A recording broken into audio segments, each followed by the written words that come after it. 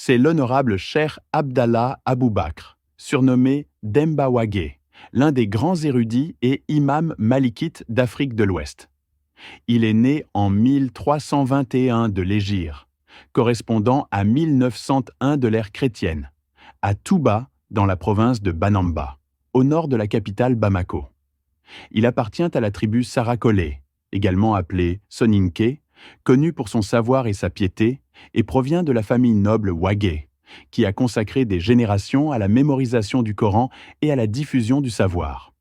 Son environnement béni a grandement contribué à sa formation intellectuelle, et il a complété la mémorisation du Coran à l'âge de 10 ans sous la direction de son père, le cheikh Mohamed El-Bachir, imam de la grande mosquée de Touba et enseignant dans l'une des plus grandes écoles de la ville. Son grand-père Ousmane, surnommé Bouya el-Kébir, était l'un des grands maîtres de récitation coranique.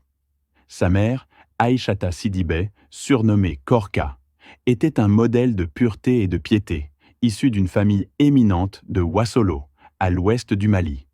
En 1335 de l'Hégire, son père l'envoya à Morja pour étudier auprès du cheikh éminent Mohamed Ben Omar Doucouré, alors mufti du Soudan français et du sud de la Mauritanie, et directeur d'une des grandes institutions religieuses du Sahara.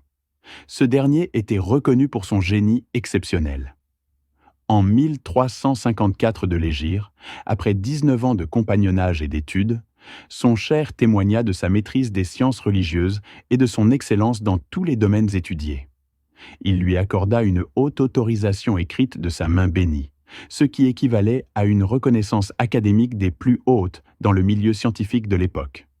À noter qu'à l'époque, la spécialisation n'était pas courante, et pour obtenir une autorisation, il fallait exceller dans plusieurs disciplines comme le Coran et ses études, le hadith et ses sciences, la langue arabe et ses littératures, ainsi que la jurisprudence et ses principes. Le cheikh faisait partie de cette élite. Après son retour à Touba, en 1355 de l'Hégire, sa renommée grandit et il devint célèbre pour son savoir et sa piété. Les habitants de Baroueli le sollicitèrent pour bénéficier de son enseignement et de sa guidance. Il s'installa donc à Baroueli en 1360 de l'Hégire, 1941, et se consacra à sa mission éducative et spirituelle. Il devint un mufti, respecté au niveau régional et national, et établit une institution éducative avec 2 branches, une pour l'enseignement traditionnel et l'autre pour l'enseignement moderne. La branche traditionnelle accueillait de nombreux étudiants venant des régions avoisinantes, et il était courant de dire « Celui qui veut étudier la jurisprudence doit rejoindre le conseil du cheikh Demba Wage à Baroueli ».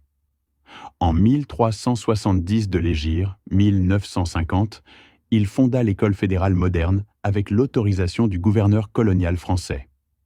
Cette école se développa rapidement avec des branches dans tout le pays et à l'étranger.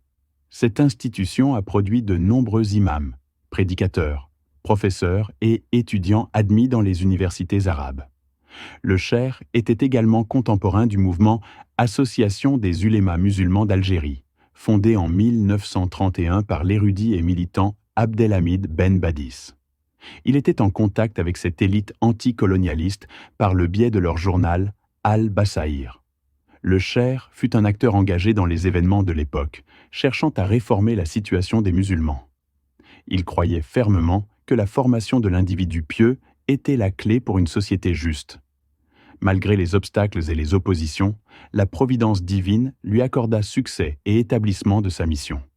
Il décéda le matin du dimanche 25 d'Dhu al-Hidja, 1398 après Jésus-Christ, 26 novembre 1978, et son corps fut inhumé l'après-midi du même jour. Qu'Allah le couvre de sa miséricorde et l'accueille dans ses vastes jardins en compagnie de ses serviteurs honorés.